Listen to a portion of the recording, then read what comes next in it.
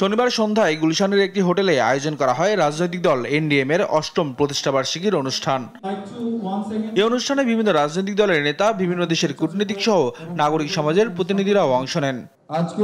এ সময় বিভিন্ন রাজনৈতিক দলের নেতারা দ্রুত নির্বাচনের রোডম্যাপ ঘোষণার দাবি জানান। দেশ এখন যা চায় তাহলে একটি স্পষ্ট আপসহীন নির্বাচনের রোডম্যাপ। যদি তা দেয়া না হয় আমরা তা আদায় করে নেব, শান্তিপূর্ণভাবে যদি সম্ভব হয় প্রয়োজনে আন্দোলনের মাধ্যমে। দেয়াল তৈরি করার জন্য বিভিন্নভাবে প্রপাগান্ডা চলছে, এগুলোকে মোকাবেলা করতে হবে ঐক্যবদ্ধভাবে।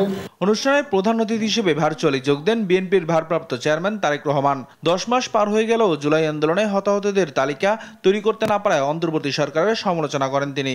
গণ অভ্যুত্থানের সরকার রাষ্ট্র ক্ষমতায় থেকে 10 মাসেও যদি জুলাই আগস্টের শহীদদের তালিকা চূড়ান্ত না করতে পারে, না করা যায়, তাহলে সেটি সরকারের সক্ষমতা বহন করে কিনা আজকের সম্মানিত সকল উপস্থিতির সামনে আমি প্রশ্নটি রেখে যাচ্ছি। পরিস্থিতি ঘোলাটে না করে অতি দ্রুত জাতীয় নির্বাচনের দাবি জানান বিএনপির ভারপ্রাপ্ত চেয়ারম্যান। অন্তর্বর্তীকালীন সরকারের প্রতি আবারও আহ্বান জানিয়ে বলবো, পরিস্থিতি অযথা ঘোলাটে না করে জাতীয় নির্বাচনের সুস্পষ্ট তারিখ ঘোষণা করুন।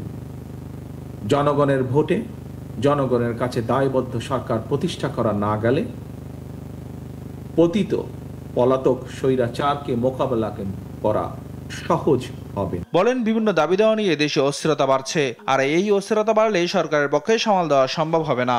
নিয়াজ মুর্শেদ, দেশ টিভি, ঢাকা।